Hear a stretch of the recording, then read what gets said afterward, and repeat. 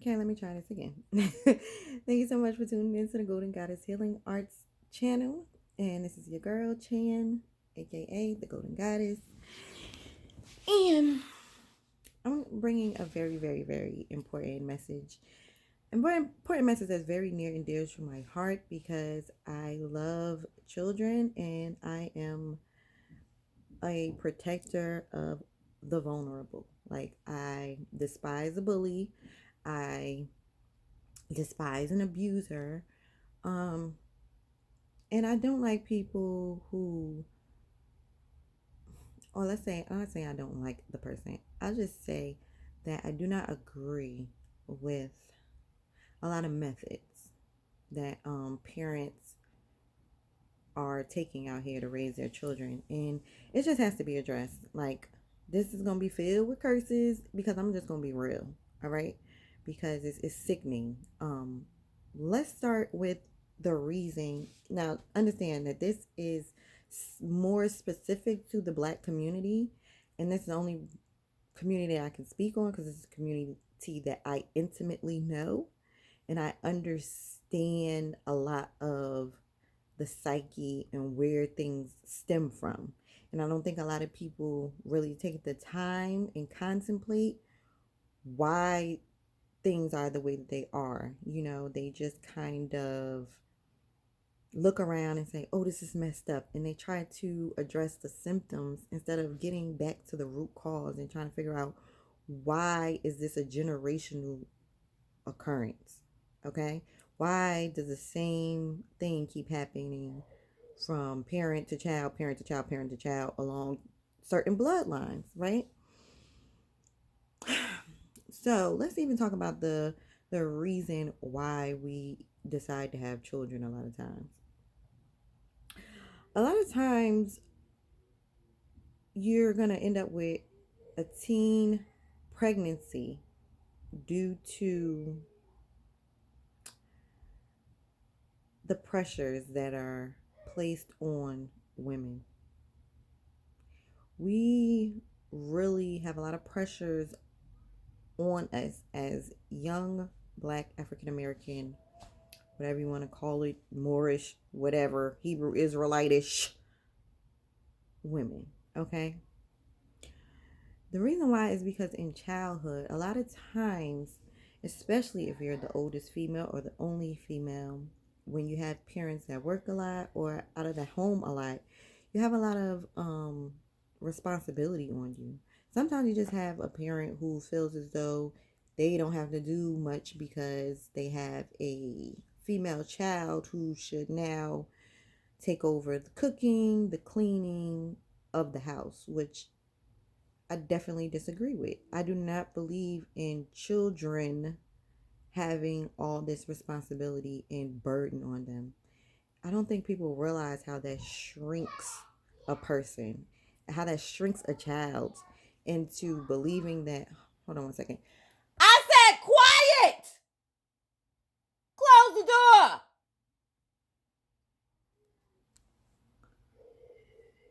That's another bad habit. Y'all got talking to your kids crazy. I ain't curse at them. I did scream. I actually don't really have that much of an issue with screaming. If you've already told them once or twice in a normal tone, look, this is what I need from you, and they don't do it. Sometimes a little authority and a little raise in pitch is necessary. I would take that any day over putting your hands on a child because you don't know how to communicate, right? But I'm not even going to get to the discipline part yet. I want to talk about why do we even decide to have children. So, like I was saying, a lot of the women in Black households have so much responsibility when they're young. A lot of them do. Not all, but a lot of them do. We raise our girls to be very responsible, to be very independent, to, and there's nothing wrong with that. We want to make sure our children are self-reliant, but putting a bunch of responsibility on them that they don't want and that's really your responsibility is never helpful. It's not freaking helpful. And then we wonder why our teen girls get pregnant when all you've taught them to do is care for children, whether it be their siblings, whether it be their cousins, all they know is how to care for children. So when they get to a place where they meet a young man, and first of all, we're not prepared. We don't prepare our daughters for interactions, healthy interactions with men. Like, it's like and yeah, going back to the childhood dynamic, the way we raise our daughters, being very responsible, uber responsible, making sure we know how to take care of a family, but also making sure we know how to be independent and get our own money. The boys are taught something totally different. The boys are never or seldom taught that family is important.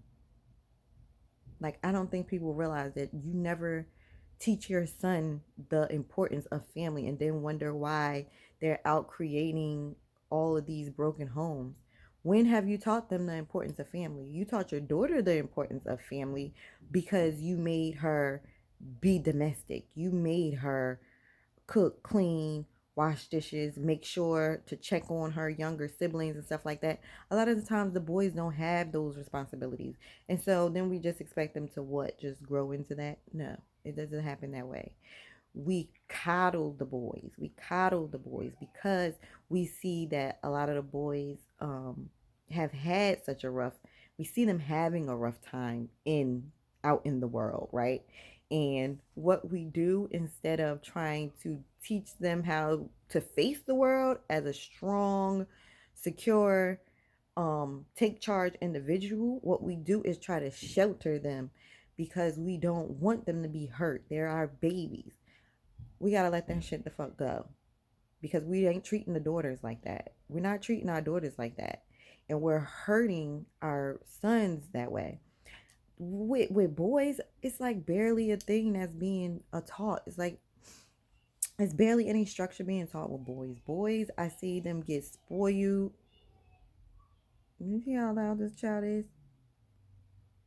He's upstairs in his room with the door closed, and he that loud. But anyway, we buy the boys very nice clothes. We just tell them, stay out of trouble. You're good. You don't have to do this. You don't have to prepare any meals. You don't have to wash any dishes. You don't have to make sure your younger siblings are straight. You know what I'm saying? None of that. You just gotta go out here and just be. And then on top of that, some parents then come behind and say, when the child get about 10, I've seen it as young as 10, 11, the mother will really come to her child like, what are you doing?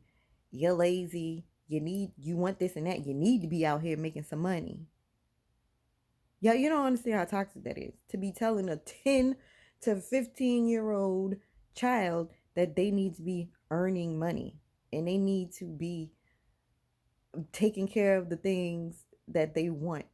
No, that's not the place of a child. Stop putting adult responsibilities on children. Okay? No young man is supposed to be out here trying to figure out how to take care of his family or to take care of himself. That's wrong. And especially when you have not even given him the skills to do that. Just get out here and get some money. You better get out here and get it. And be confused when they go out here selling drugs because they want to keep up with their clothing that you spoiled them with. It's just dumb.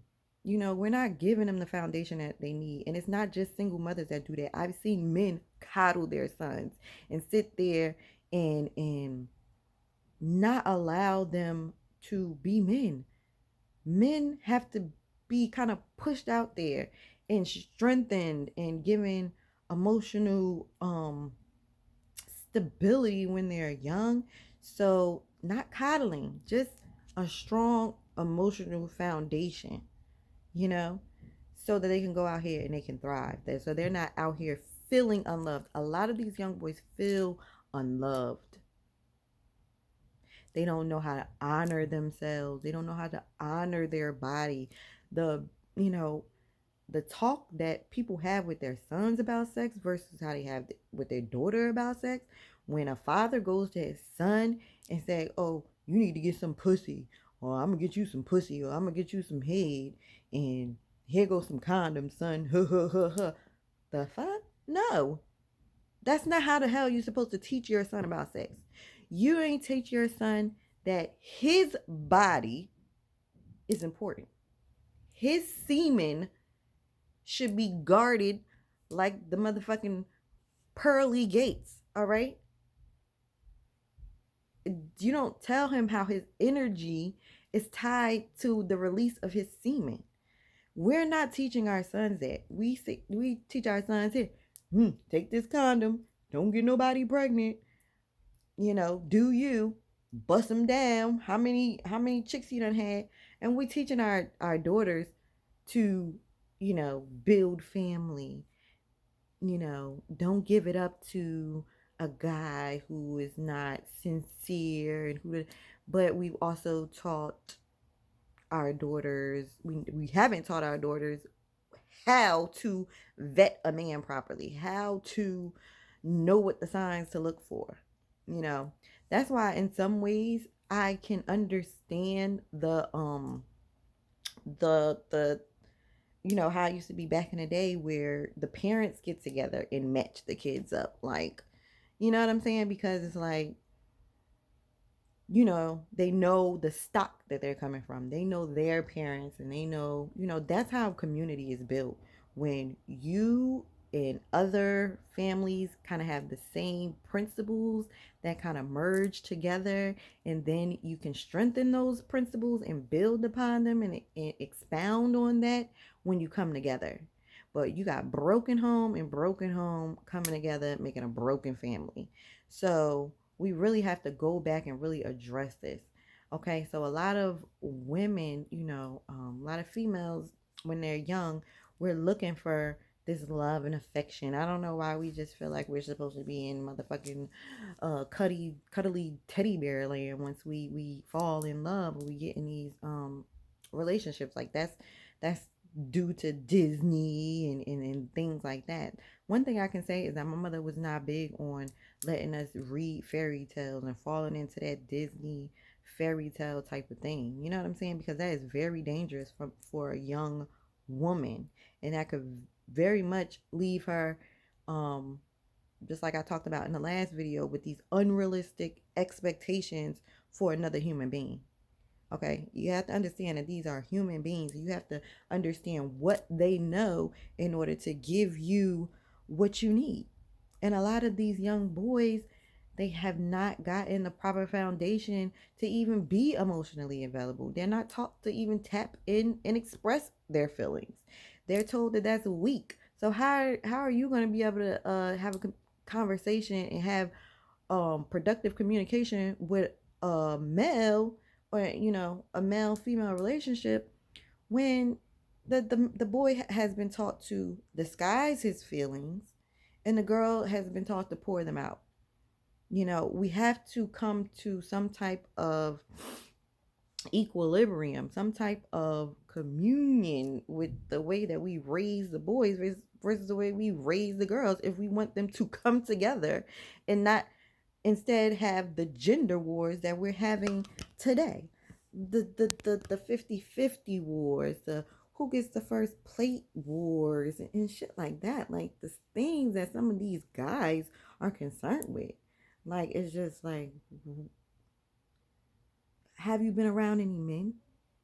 That's how I feel sometimes. Like, and that's why it's very important to me having 3 boys, to have my sons around some men who I feel are masculine and who are operating in a masculine capacity. Because if my boys are only around me, guess what?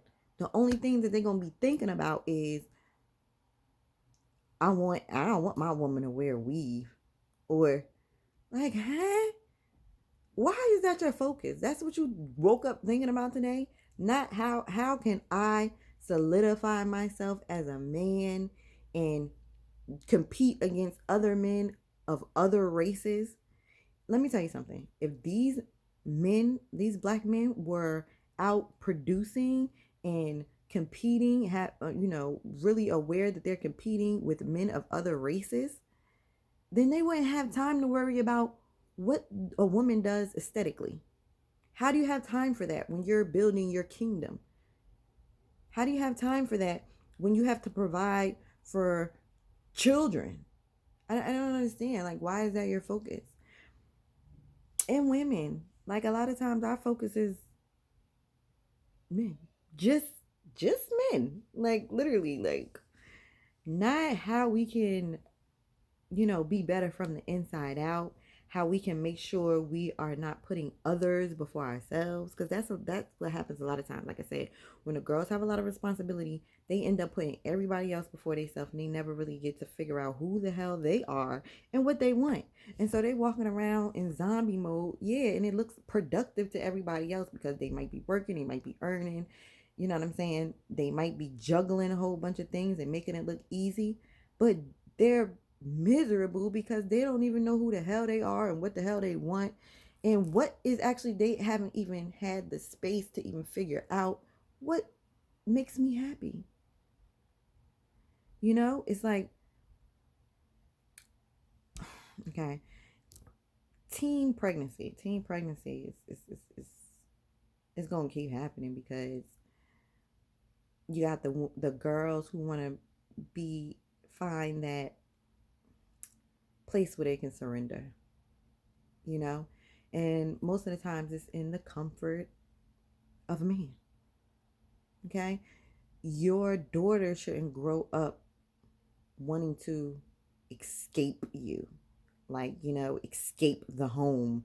You got these overbearing, that's very overbearing on the daughter, and allows the boy to just be and do whatever. But then you expect a boy who was raised the same way you raising your son in your household to be able to be everything that your daughter needs, and you're not even preparing your son to be a husband. You're telling your son these bitches ain't shit. That blows my mind. How are you as a mother telling your son bitches ain't shit? Is that what you think about yourself? Why would you want him to go out with that outlook? How is that helpful for him building relationship with a woman? How is that conducive to that? I just don't understand that. These bitches gonna use you for your money.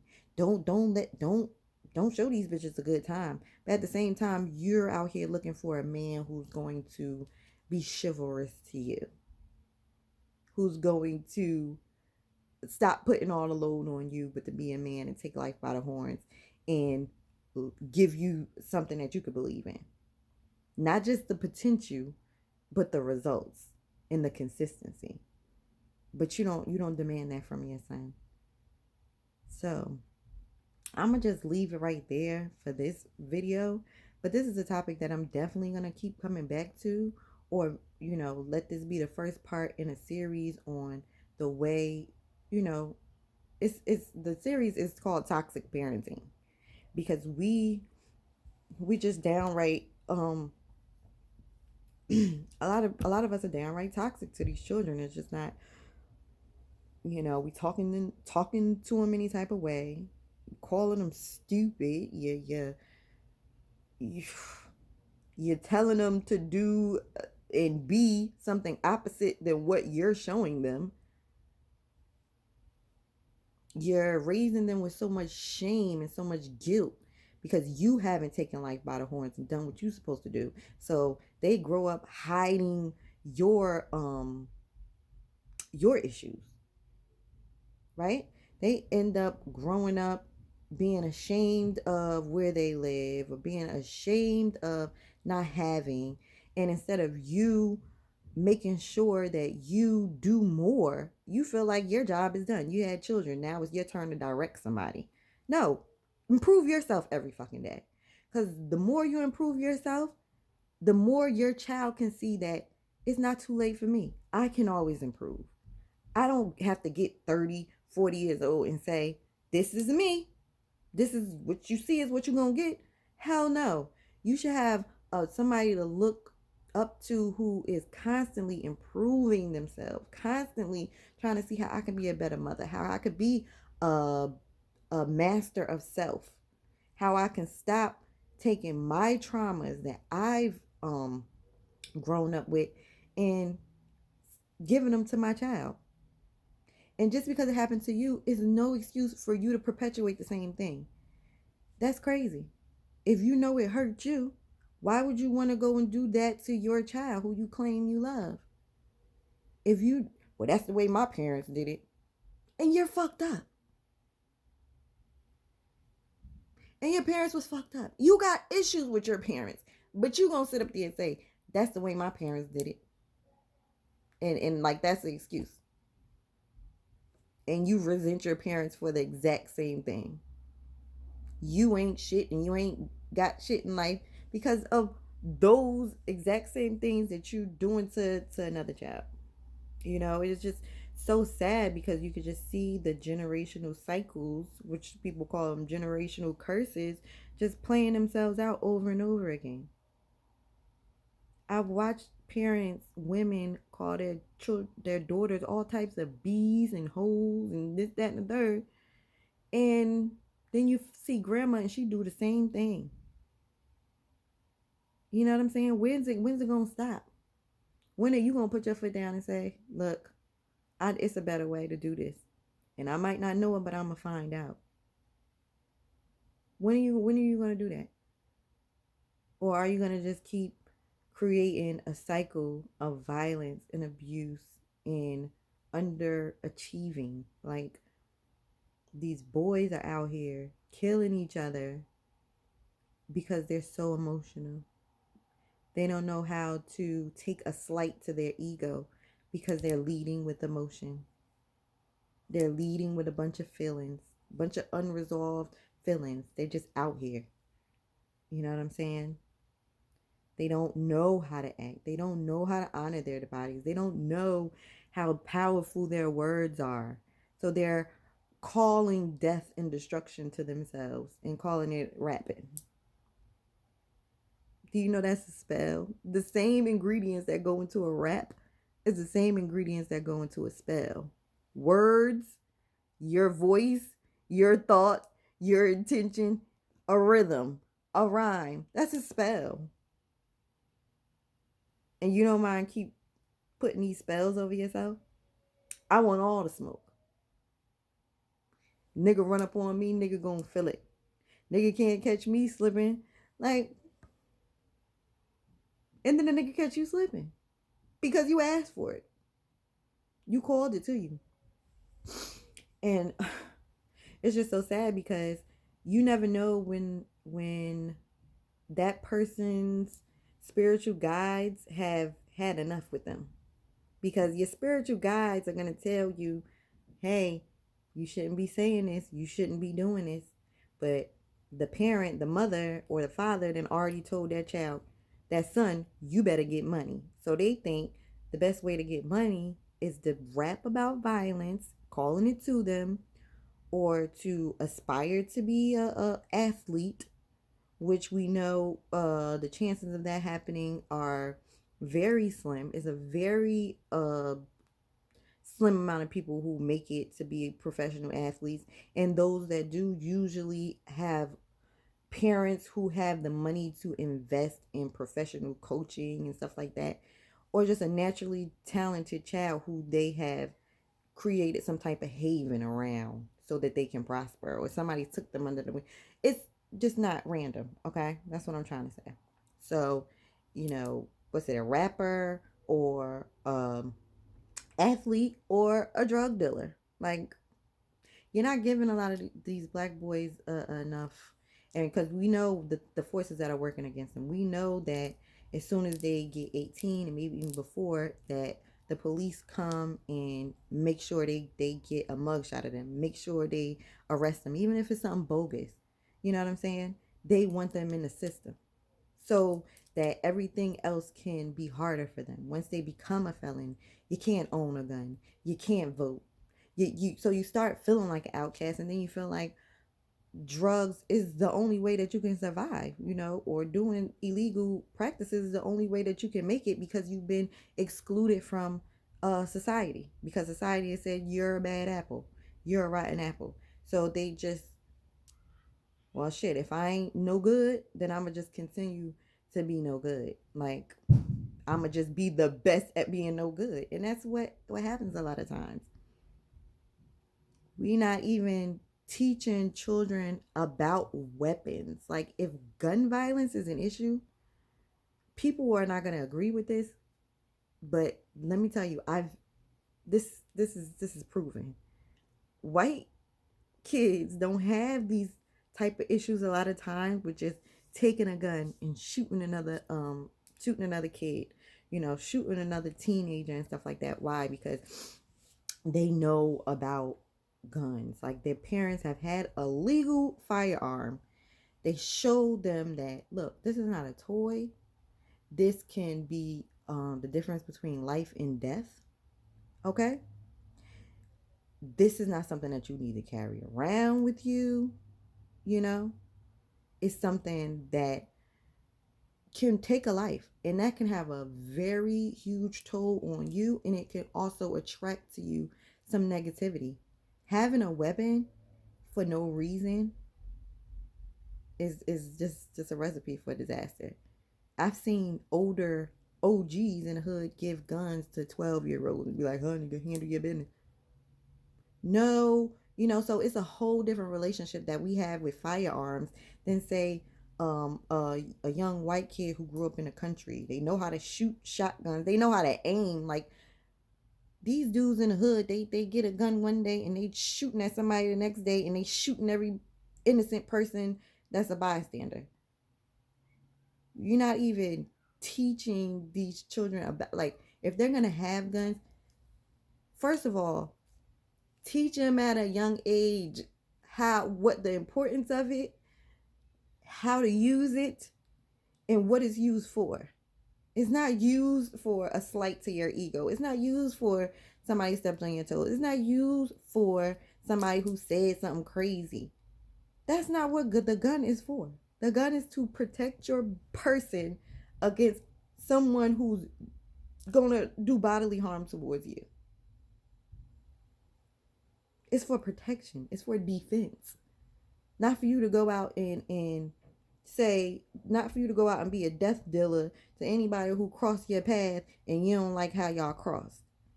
You know what I'm saying? So it's just like a whole list of things that we don't even talk to. You up here telling your child how to react when they get pulled over. Like,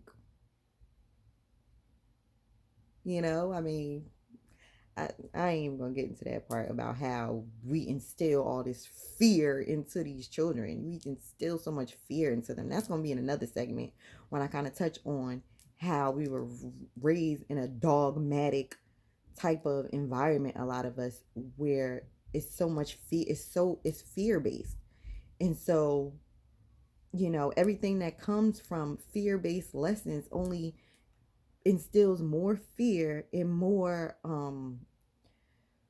kind of like a burden. It's a weight on you. You're fearing hell, you're fearing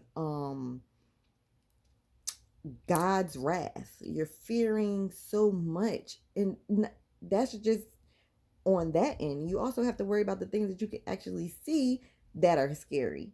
So we don't understand how we're raising children in an environment of so much fear because of our own worry and our own anxiety and the things that may not have worked out for us.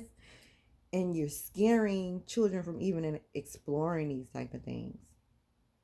You know what I'm saying? So I'll get to that bit another time. I'm just going to leave this one the way it is. I think I've said enough for now.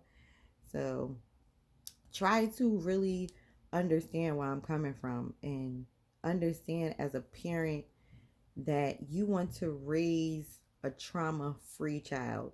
That's the goal. Let me raise a trauma-free child. Let me raise a child that doesn't have to spend the first part of their adulthood trying to recover from their childhood. Okay? Can we springboard our children into success?